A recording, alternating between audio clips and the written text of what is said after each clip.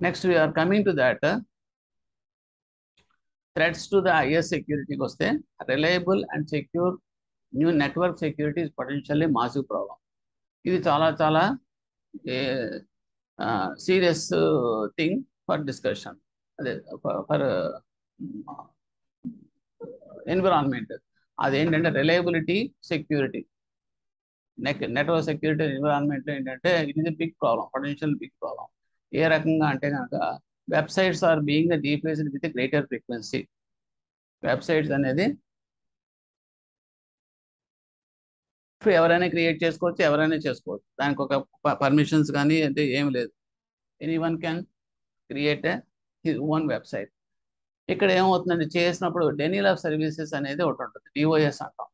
అంటే ఇది ఎస్పెషల్లీ ఇది హ్యాకర్స్ చేసే పనులు ఇవన్నీ కూడా ఇవే. డెనియల్ ఆఫ్ సర్వీసెస్ అండ్ డిఓఎస్లో attacks that being reported information being stolen. అదేంటంటే డిఓఎస్ అంటే ఏంటంటే చిన్న బ్రీఫ్గా చెప్తాను. Suppose if I have given a నేను ఒక ప్రాసెసింగ్ ఫైల్ ఓపెన్ చేయమని చెప్పి క్లిక్ చేశాను అనుకో, సో నాకేమవుతుందంటే ఫైల్ ఓపెన్ చేస్తుంది.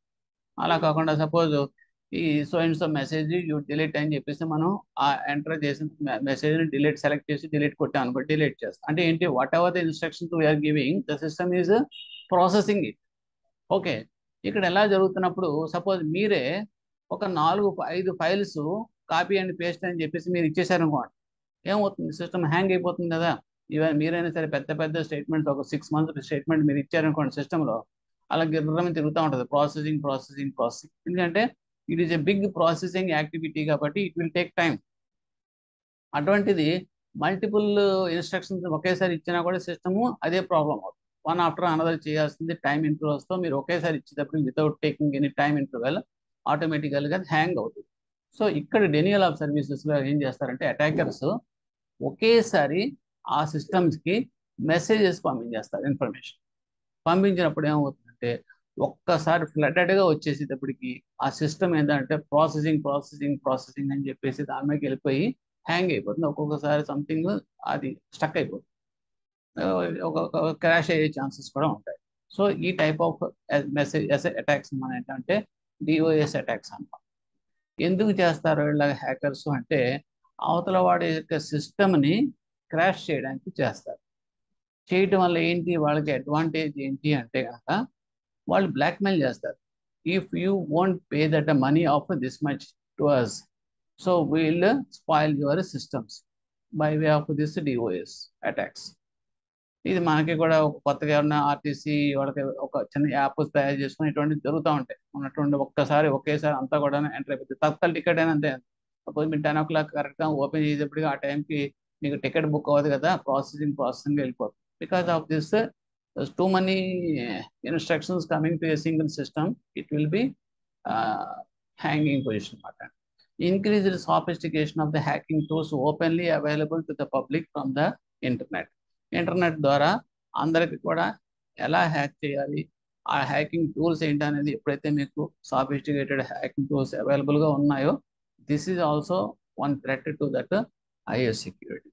And damage being caused by the viruses and worms to critical information systems.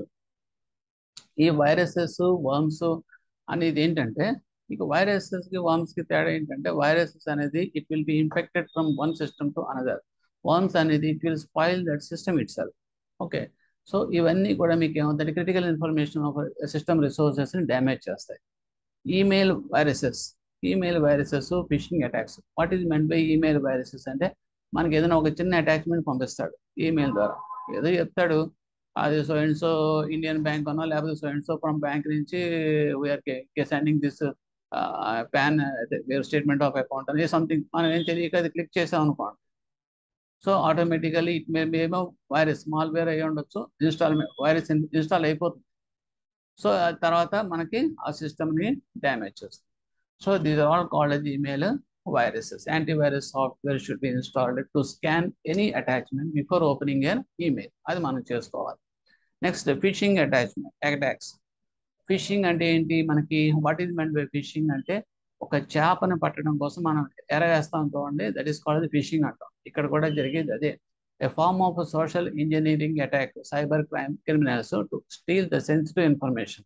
Phishing uses spam mails to deceive consumers to disclose their credit card numbers, bank account information, passwords. ఎలాగంటే just similar నేమ్లో suppose Union Bank of India official website ఏదో UBI అని ఉంటుంది. వీడు ఏం చేస్తారంటే యూఏఐ ఏదో చెప్తాడు, లేదా యూబీఏ అని చెప్తాడు, ఏదో సంథింగ్ ఎక్కడో మారుస్తాడు, లేకపోతే అక్కడ .com అని దగ్గర .in ఏదో పెడతాడు. సో ఇలా చేసేటప్పుడు మనకి జనరల్గా ఏమవుతుందంటే so and so general manager HRM లేకపోతే సో అండ్ సో మార్కెటింగ్ అని చెప్పేసి ఆ నేమ్ తోటి మనకి మెయిల్ పంపిస్తాడు. పంపించినప్పుడు ఏమవుతుంది, మనం ట్రాప్లో పడిపోతాం. Yes, it is coming from that so and so our bank head office నుంచి వచ్చిందని చెప్పేసి మనం మిస్లీడ్ అయ్యి, ఓకే, మనం ఏం చేస్తామంటే వాడు ఏదైనా ఇన్ఫర్మేషన్ అడిగాడు అనుకోండి, urgently you place your credit card numbers లేకపోతే PAN numbers account number information for updation of our records అని చెప్పి అన్నాడంటే మనం ఇచ్చామనుకోండి, అయిపోయినట్టు. So it is a trapping. Next, how hackers attack.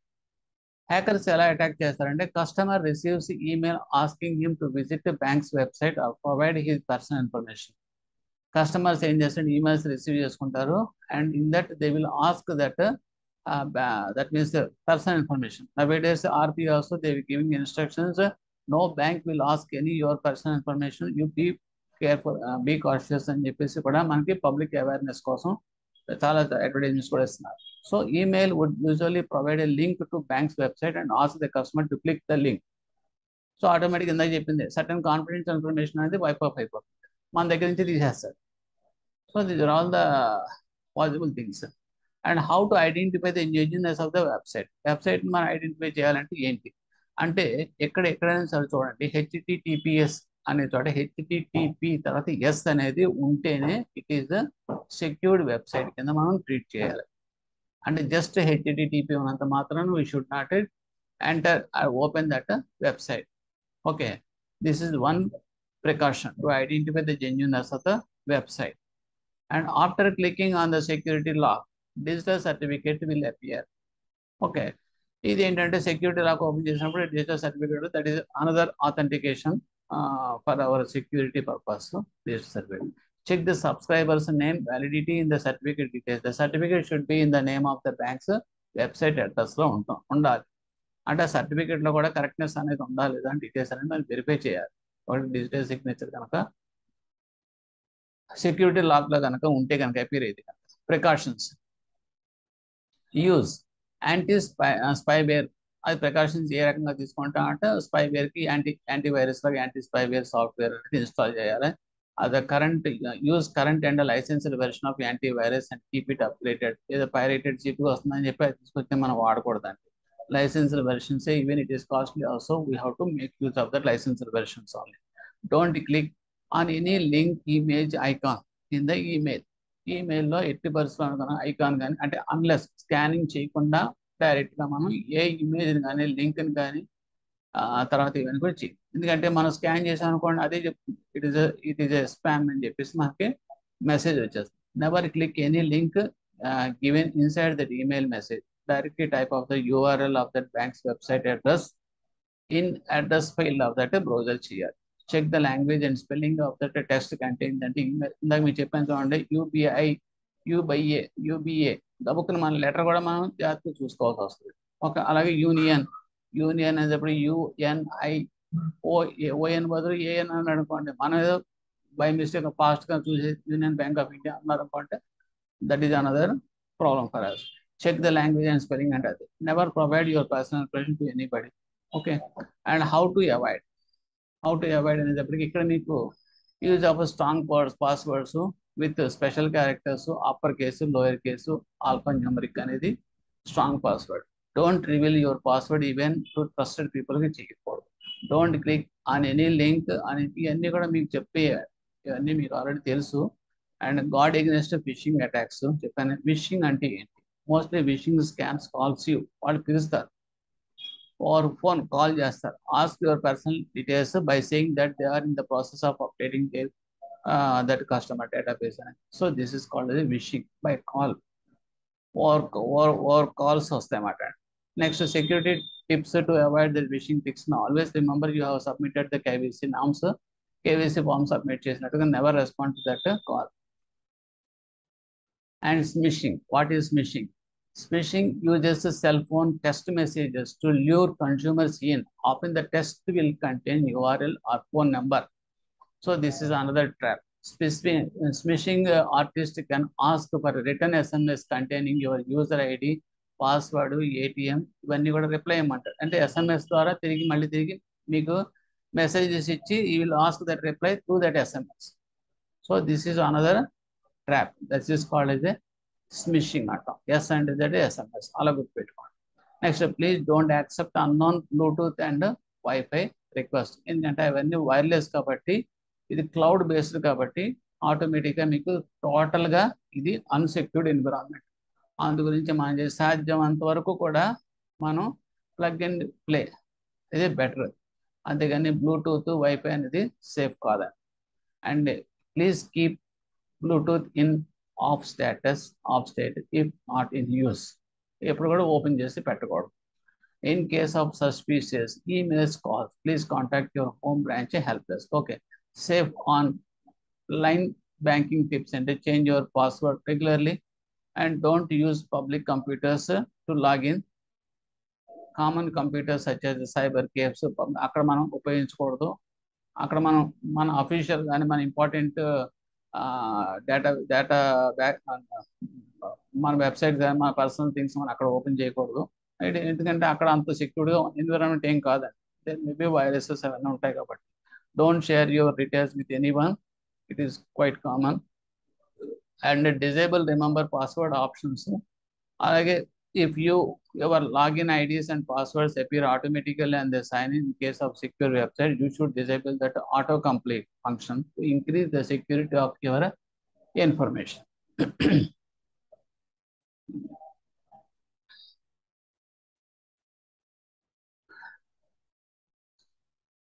So ఇక్కడ ఏంటంటే ఆటో కంప్లీట్ ఫంక్షన్ అనేది డిజేబుల్ చేయాలి. ఇఫ్ యూ అంటే కొన్ని పాస్వర్డ్స్ ఆటోమేటిక్గా మీకు అపేర్ అయిపోతాయి. మనం సేవ్ చేసాం అనుకోండి పాస్వర్డ్, సో ఆటోమేటిక్గా మనం లాగిన్ అయ్యేటప్పుడు యూజర్ కొట్టిన వెంటనే పాస్వర్డ్ ఆటోమేటిక్గా అదే తీసేసుకుంటుంది, క్యాప్చర్ చేస్తుంది. యాక్చువల్గా ఇట్ ఈస్ నాట్ అడ్వైజబుల్. ఎప్పటికప్పుడు మనం మనంతా మన పాస్వర్డ్ కొట్టుకోవడం బెటర్. ఆటో సిస్టమ్ అనేది చేయకూడదు. In that case in page of secure website అయితే కనుక in page of secure website you should disable that auto complete function to increase the security of your information. అది మనం చేస్తే మంచిది. And to disable the auto complete function ఏం చేయాలి అంటే కనుక టూల్స్లోకి వెళ్తాం, ఇంటర్నెట్ ఆప్షన్స్లోకి వెళ్తాం, content, auto complete, click on settings and untick user names and passwords on forms and click clear passwords. And now go to general tab. Under browsing history click delete button. So under passwords select click on delete passwords and on pop-up box click on yes button. So this actually computer savings anta kuda they might know all the things I think. So click on close button and OK button. And always use the license and disconnect the internet connection when not used. Type your internet banking URL HTTP or HTTPS. Monitor your account regularly and choose an account. Two-factor authentication. Create a strong word. Secure your computer and keep it on date. Always log out when you are down, when you are out of, that means finish your job, and set up account notifications if available. And threat management that means even in e-book land. I'm not saying any new thing. 35A, 35A1 ఇవన్నీ కూడా మీ బుక్లనే. So ఇది వ్యాస్ట్గా ఉంటుంది కాబట్టి what is the essential and important only I'm putting in this red mark. So you just go through once. That means the threat మేనేజ్మెంట్కి వచ్చేటప్పటికి they may be avoided by maintaining an ongoing study of the IS security requirements in the light of that hardware, software, communication equipment deployment.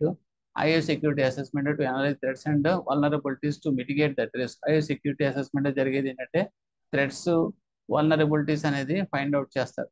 Find out చేసి దానికి చేయడం వల్ల ఏమవుతుందంటే ఫ్యూచర్లో that will be mitigated the risk by rectifying or correcting of the things notified by these auditors. Firewall for data integrity. They generally include a real-time security alert. Change management of the computer hardware and software. Software undergoes a frequent updating and version control. Evaluation requirements with the computer hardware, computer systems, data, disaster recovery management objective. ఇవన్నీ కూడా మీకు sub topics అనుకోండి. Next disaster definition అంటే which results in directed denial or stoppage of essential business functions for a considerable period. Disaster definition అంటే ఏదైనా కనుక ఒక particular server కనుక క్రాష్ అయింది అనుకోండి, ఇమీడియట్గా బిజినెస్ అనేది కొంతకాలం పాటు ఆగిపోతుంది, కొంత time. That is called direct denial or stoppage of essential business functions అంటాం. So that is called disaster. ఆ డిజాస్టర్ రికవరీ అనేటప్పటికీ మనం ఏం చేస్తాం అంటే ఇంత చెప్పాను చూడండి, డిఆర్ఎస్ అంటే రికవరీ సైట్ అని చెప్పేసి వేరే ప్యారలల్ సర్వర్ పెట్టి దాన్ని కూడా అప్డేట్ చేస్తాం. ఇది కనుక ఫెయిల్ అయ్యే పరిస్థితుల్లో స్టాప్ చేసినప్పుడు అది టేక్ ఆఫ్ అవుతుంది. So this is the mechanism for continuity of business plan. And business impact అనాలిసిస్కి వచ్చినప్పుడు డిజాస్టర్ రికవరీ ప్లాన్ అంటే దాన్ని BIA అంటాం. BIA అంటే business impact analysis must be carried out by the functional units to identify the critical areas and systems affecting the business broadly. ఒక్కొక్కసారి మనకు ఇది ఆపి డిజాస్టర్ రికవరీలో సర్వర్ పని చేస్తుందో లేదో చూస్తే అందులో ఏమైనా ప్రాబ్లమ్స్ వస్తాయని కూడా మనం చూసుకోవాలి, చెక్ చేసుకోవాలి. అంటే మనం ఇప్పుడు కార్లో వెళ్తున్నప్పుడు స్టెప్నీ ఉందో కదా అని చెప్పేసి మీరు అనుకోకూడదు. ఆ స్టెప్నీలో కూడా ఉందో లేదా అని చూసుకోవాలి. ఎందుకంటే అది ఉందనుకుంటే ఉందే, కానీ ఆ టైం వచ్చే ప్యాచ్ పడినప్పుడు దీంట్లో కూడా కాలేదు అనుకోండి, ఇట్ ఈస్ ఏ ప్రాబ్లం. అలాగే ఇక్కడ కూడా మనం స్టాండ్ బై పెట్టుకున్నప్పుడు కూడా whether it is in condition or not అని తెలియాలంటే కనుక ఇది రిప్లేస్ చేసి దీని మీద లోడ్ పెట్టి ఈ సర్వర్ కూడా పనిచేస్తుందా లేదా అన్ఇంటరప్టెడ్గా అనేది కూడా మనం చెక్ చేసుకోవాలి. అది that is recovery, disaster recovery ప్లానింగ్లో అదొక part. And need for disaster recovery planning ఏంటి అది కూడా. తర్వాత awareness about critical activities, systems and process of an organization must be the highest order. Awareness అనేది అందరికీ ఉంది, మాకు ఇది ఉంది చెయ్యాలని. ఎందు గురించి మీకు ఫైర్ ఎస్టింగ్విషర్స్, ఫైర్ స్టేషన్స్ అన్ని కూడా అప్పుడప్పుడు డిజాస్టర్ డ్రిల్స్ అండ్ కండక్ట్ చేస్తుంటారు. ఎందుకు చేస్తారంటే నిజంగా మంట వచ్చి కనుక తగలడిపోతున్నప్పుడు మన దగ్గర ఉన్న ఎక్విప్మెంట్ అనేది పనిచేస్తుందా లేదా అని చూడలేదు అనుకోండి, అప్పుడు నిజంగా జరిగినప్పుడు వాడి పని చేయకపోతే మేజర్ డ్యామేజ్ వస్తుంది. కాబట్టి it is all awareness and drill. Okay. And front end operators must be identify the critical business activities. Front end operations అనేది మేజర్ ఆపరేషన్స్ ఏంటి అనేది మనం ఐడెంటిఫై చేయాలి. ఎందుకంటే అవి కనుక ఏమైనా డ్యామేజ్ అయినా బిజినెస్ అనే యాక్టివిటీస్ అనేది ఎక్కువగా లాస్ అనేది క్రియేట్ అవుతుంది. Resources, trained man power, infrastructure like electricity, furniture, computer, hardware, communication equipments, links, they are necessarily for sustaining these activities must be identified and kept ready for compromise. అంటే చెప్పాను చూడండి, మన resources ముందు మన electric circuit కరెక్ట్గా ఉందో లేదో check చేసుకోవాలి పీరియాడికల్గా. ఓకే. అది చెక్ చేయలేదు అనుకోండి, ఉన్నటువంటి బర్న్ అయిందంటే మేజర్ లాస్ వస్తుంది. అందుగురించి మీకు ఎలక్ట్రికల్ ఆడిట్, తర్వాత దట్ మీన్స్ సిస్టమ్స్ ఆడిట్ ఇవన్నీ చేస్తారు. కారణం ఏంటంటే కరెక్ట్గా మీకు యూపీఎస్లు అన్నీ కూడా ఛార్జింగ్లో ఉన్నాయా లేదా, ఫైర్ ఎస్టింగ్విషర్స్ ఉన్నాయంటే అవి నిజంగా అది కండిషన్లో ఉందా లేదా, ఆ పౌడర్ ఉందా లేకపోతే పౌడర్ అంతా డ్రై అయిపోయిందా, ఇవన్నీ కూడా భాగం అదే రెడీనెస్ మాట. And physical and legal issues. Thus, it becomes mandatory for any unit holding information assets to maintain a proper inventory of all the hardware, software, and other equipment data storage to ensure against the loss of insurance. This is financial and legal issues వచ్చేటప్పటికి insurance అనేది first, warranty అనేది ఇవన్నీ కూడా వస్తాయి. Licensed versions ఇవన్నీ coming under this financial and legal issues. ఎందుకంటే మీరు unauthorised and pirated versions మీరు ఉపయోగించి డ్యామేజ్ కాజ్ అయింది అనుకోండి, ఓకే, అది మీకు ఏమవుతుందంటే మీకు లీగల్ ఇష్యూస్ కింద అవుతుంది. ప్లస్ ఇన్సూరెన్స్ క్లెయిమ్స్ అనేది రావు. సో వాడిది ఒక్కటే మీకు రీజన్ కింద చూపించి డిక్లైన్ చేస్తాడు. అలాగే మీకు ప్రాపర్ ప్రికాషన్స్ తీసుకోలేదు అనుకోండి, you may not get that what is that insurance claims. So ఇవన్నీ కూడా కమింగ్ అంటారు. అలాగే వెర్షన్స్, లైసెన్స్డ్ వెర్షన్స్ మీరు వాడకుండా పైరేటెడ్ వారంటే లీగల్ కాపీ రైట్స్ ఇవన్నీ వచ్చేస్తాయి. Okay. So all the versions of the software like CS, floppy should be recorded in the stored.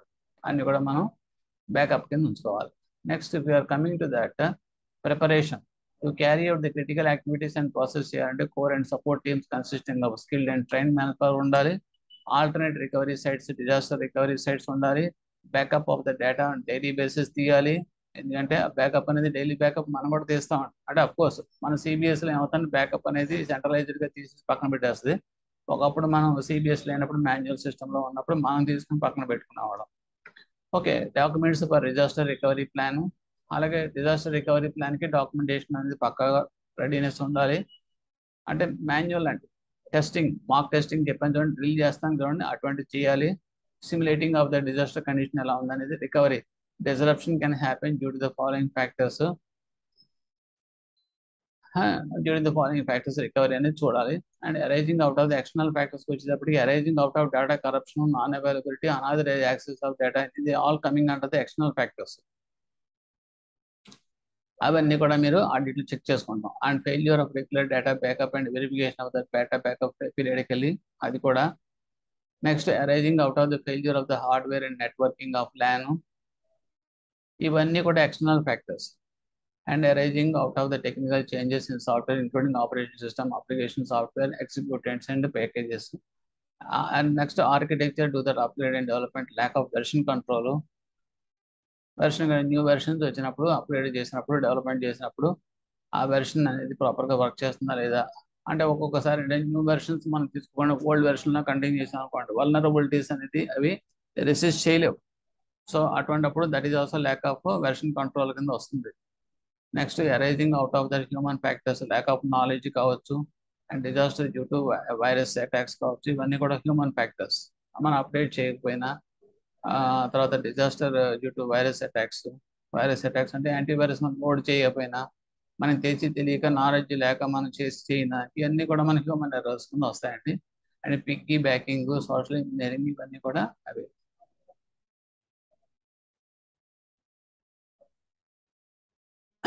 Next legal framework for electronic ట్రాన్సాక్షన్స్కి వస్తే, ఇక్కడ ఏంటి, Indian parliament enacted a comprehensive information technology bill, IT act అనేది introduce చేశారు 2000లో. Provides legal recognition for transaction carried out by means of electronic communication. అంతవరకు కూడా మన మాన్యువల్లో ఉన్నాం, కంప్యూటర్ అంటే ఏంటి తెలియదు కాబట్టి 90sలో.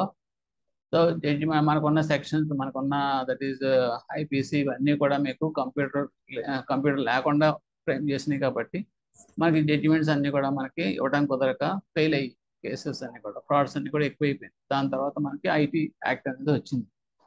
దీంట్లో ఏంటంటే ఎలక్ట్రానిక్ డేటా, ఎలక్ట్రానిక్ కమ్యూనికేషన్, ఇవి కూడా మనం ఆథెంటికేటెడ్గా మనం తీసుకున్నాం. ఎవిడెన్సెస్ కింద కూడా కంప్యూటర్ రిపోర్ట్స్ అన్ని కూడా they will also stand as evidence for that books evidence act కింద అప్డేట్ చేసాం. సో ఇవన్నీ జరిగినాయి. ఇక్కడ act provides authorizing the use of electronic data interchange, EDI, electronic records and electronic signatures, ఇవన్నీ కూడా ఇంట్రడ్యూస్ చేశారు ఐటీ యాక్ట్లో. Offences have been listed as follows. ఎలాగంటే knowing or intentionally concealing, tampering, destroying or altering అనేది is an offense. Hacking, destroying, deleting or altering any information is also a offense. Obscenity, publishing or transmitting or causing to be published in electronic media is also an offense. ఓకేనండి. అంటే ఏంటి, abusing అని మనకి ఏంటంటే objectionable things అనేది publish చేసిన, ఎలక్ట్రానికల్గా transmit చేసిన. ఇప్పుడు చూడండి, ఫేస్బుక్లో ఒకళ్ళు ఏదో అదే ఆప్షన్స్ అని చెప్పేసి అన్ని కూడా తీసి ఫోటోలు పెట్టేసి పాస్ ఆన్ చేస్తున్నారు. It is a crime. So ఇవన్నీ కూడా క్రైమ్స్ దాంట్లోకి ఇంక్లూడ్ చేశారు ఈ ఐటీ యాక్ట్లో. సో ఇవన్నీ కూడా మీకు లాజికల్గా మీకు అడిగే ఛాన్సెస్, స్టేట్మెంట్స్ రూపంలో అడిగే ఛాన్సెస్ ఎక్కువ ఉండొచ్చు. Any misinterpretation or suspicious of facts for the purpose of obtaining any license or digital signature, there is also misrepresentation, suspension of the facts, ఇవన్నీ కూడా ఇవి కమింగ్ అండర్ ద అఫెన్స్ కింద వస్తాయి. Breach of confidentiality and privacy, this is also coming under the offence. Next we are coming to that consequence upon the recognition given to the electronic records వస్తే కనుక in the following acts, ఇవన్నీ కూడా మీకు update చేశారు. Indian IPC 1860, ఇది Indian evidence act 1872, books evidence, bankers books evidence 1891, reserve bank of India act 1934, ఇవన్నీ కూడా మీకు అప్డేట్ చేస్తారు. ఎందుకంటే in related to the computer environment, okay, they have taken inducted into this sections, new sections into this particular course. అది కాకుండా cyber crimes అనేది సెపరేట్గా వాళ్ళు ఫ్రేమ్ చేస్తారు అనుకోండి. అంటే ఏం లేదండి, ఇప్పుడు చెప్పాను చూడండి, రికార్డ్ అంతా మనం మాన్యువల్గా చేసిన రికార్డే ఎవిడెన్స్ కింద స్టాండ్ అయ్యింది. ఇప్పుడు ఏంటంటే కంప్యూటర్ ప్రింట్అవుట్ నుంచి తీసింది కూడా ఒక ఎవిడెన్స్ కింద కోర్టులో స్టాండ్ అవుతుంది. ఇవన్నీ కూడా అమెండ్మెంట్స్ చేశారు. Next G. Gopalakrishna committee report, ఇది ఒకటి important. RB announced the creation of the working group on information security. The chairperson of that, with the chairperson of G. Gopalakrishna. Time limit of 30 days may be given to the customers for forwarding their complaints and grievances as per that recommendations. 30 days లోపల forward చేస్తుంది. RBI guideline of reporting all frauds above 1 crore to their respective audit committee of board. ఇక్కడ RBI guidelines ఏం చెప్తుందంటే all frauds above 1 crore to their respective audit committee of the board కి refer చేస్తారు. Banks are required to constitute a special committee for monitoring and follow-up of the cases of frauds involving amounts of 1 crore and above exclusively, while the audit committee of the board ACB may continue to monitor all the cases of the frauds in general. This is also important point. The limit is 1 crore and above, and it is monitored by that ACB.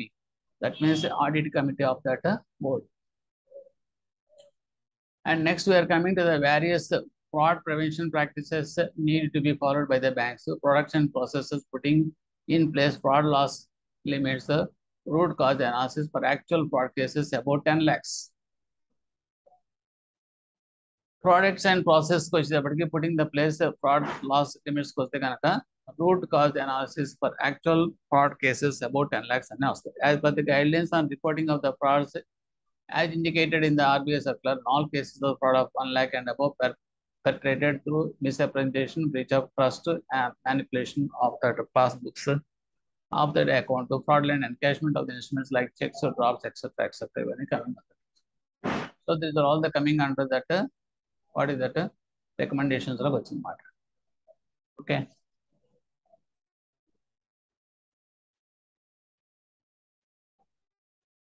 Next, business community plan. Continuity planning is not community. Continuity planning. Business community manager ఉంటాడు. Community planning. So BCM అంటాం. BCP methodologies and standards like BS 25999 as inputs for their BCP framework. That is another thing we have to see here. Business community planning, contingency planning అనేది దాంట్లో community planning అనే దాంట్లో managers ని college business community managers అంటారు.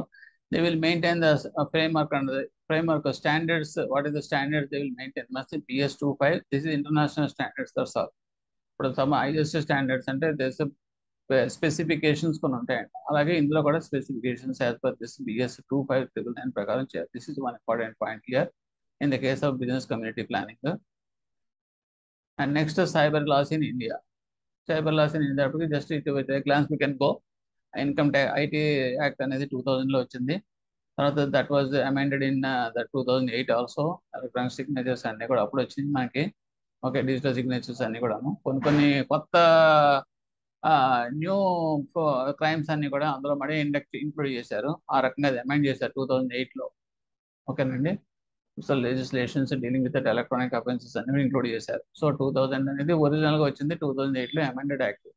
Cyber crime అంటే ఏంటి అనేది define చేశారు. Cyber crime computer data itself is the target on the object of the offense and tool committing some other mistakes provided. And digital signature and digital signature was defined in ITA 2000 as authentication of the electronic record as per the procedure laid down in sections endemic akalla. ఇందులో ఏంటంటే మేజర్గా public infrastructure ఉంటుంది, hash functions అన్ని మీకు చెప్పింది ఇవన్నీ కూడా. Next we're coming to that digital సిగ్నేచర్కి వస్తే, digital signature was later named as a digital signature and electronic signature. Okay, in ITAA 2008 లో IDRBT అనేది Institute for Development and Research in Banking Technology. That is a wing of RBI. ఈ సర్టిఫికేటింగ్ authorities అంటాం. And and సర్టిఫికేటింగ్ authorities ఏం చేస్తారు, వాళ్ళు ఇస్తారు ఈ digital signatures అన్న వాళ్ళు అలాట్ చేస్తారు. ఓకేనండి. And section 43 days with compensation damage compare to computer system. Okay, ఇక్కడ మనకు ఎక్కడ మోస్ట్లీ చూడండి, maximum damages under the head was 1 crore. ఇక్కడ 1 crore అనేది చాలా ఫ్రీక్వెంట్గా వస్తుంది, ఎక్కడైతే చూసుకోండి. నెక్స్ట్ సెక్షన్ 65, 66 ఇవన్నీ చాలా ఇంపార్టెంట్ ఏం కాదు. ఓకే, ఇందులో క్లౌడ్ కంప్యూటింగ్ అంటే ఏంటి? The practice of using the network of the remote servers hosted on the internet to store, manage and process data rather than A local server. మన సర్వర్లో కాకుండా మనం ఒక రిజర్వాయర్ లాగా మనకు క్లౌడ్లో స్టోర్ చేస్తే కనుక that is called cloud computing scenario అంటాం. ఒక మనకి యూట్యూబ్స్ ఇవన్నీ కూడా మనకి క్లౌడ్ కంప్యూటింగ్ సినారియో మీద రన్ అవుతుంది. అండ్ ఇది పబ్లిక్ స్పేస్ కింద మనం షేర్ చేసుకుంటాం. నెక్స్ట్ ఏంటంటే సెక్షన్ మీకు అక్కర్లేదు, tampering with shows documents in dealt with under sections, different sections అనుకోండి ఇవన్నీ కూడా. If you have time, you can see this. Just I am placing that some sections. ఇక్కడ imprisonment చూసుకుంటే punishment for these acts is imprisonment for up to 3 years or fine. Of course అలాగే ఇవి కూడా కొన్ని ఉన్నాయి.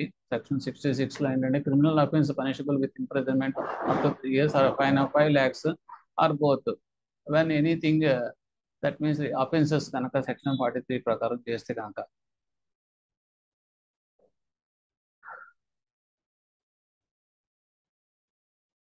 Okay, cheating by personality, privacy violation, cyber and terrorism, ఇవన్నీ కూడా some important sections. Trojan horse అంటే ఏంటి, తర్వాత స్పైవేర్ అంటే ఏంటి, మాల్వేర్ అంటే ఏంటి. Of course most of you know aware of these things, so that's not a problem for you. But others who are not coming from that science and engineering stream అనేది కొంచెం వాళ్ళకి కొంచెం టఫ్గా అనిపిస్తుంది. ఓకే, నెక్స్ట్ చైల్డ్ pornography అంటే ఏంటని అడుగుతాడు. has been exclusively dealt with depicting children engaged in sexually explicit act. చిన్నపిల్లల్ని నేకెడ్ గా ఇమేజెస్ తీసుకుని వాళ్ళని కనుక మన advertisement promoting such material depicting the children's obscene, it is a crime.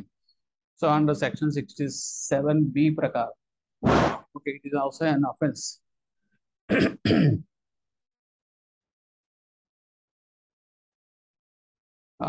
తర్వాత సెక్షన్ 69, 69A అండ్ 69B ఇవన్నీ కష్టమే. Okay, more interested Indian computer ఇదొకటి. That means Indian computer emergency response team, it is a national nodal agency as nominated in section 75. ఇది మాట has very rarely exercised, perhaps believing in the freedom of the expression and having the confidence in the self-regulation nature of the industry they set in, has started that 3 powers are very sparsely, almost never ever. This is an important agency at central level of the established, that is nodal agency, and that is Indian Computer Emergency Response Team. And even cyber crimes can advantage in it is a centralized model agency. అంటే మనకి తెలియకుండా కొత్త వస్తున్నాయి, bomb blast అని కొన్ని ఇన్నోవేటివ్గా కూడా చేస్తున్నారు frauds అనేది, సైబర్ క్రైమ్స్. సో అనేది they will take care of all the things and they will get that information for remedial and things. అంటే వాళ్ళు కూడా అప్డేట్ చేసుకుంటూ ఉంటారు. Okay, and DOS already discussed. And Indian penal code 87 ఇవన్నీ updated. And documents ఇవన్నీ కూడా permit చేయొచ్చని update చేశారు. ఇవన్నీ కూడా ఐటీ యాక్ట్ సెన్స్ ప్యారల్ గా కొన్ని అమెండ్మెంట్స్ చేశారు. Records evidences, taking the evidences of the electronic floppies, CDs, data, అది కూడా. So these all the things. Of course ఇవన్నీ అక్కర్లేదు అండి, తీసేయాల్సిందే.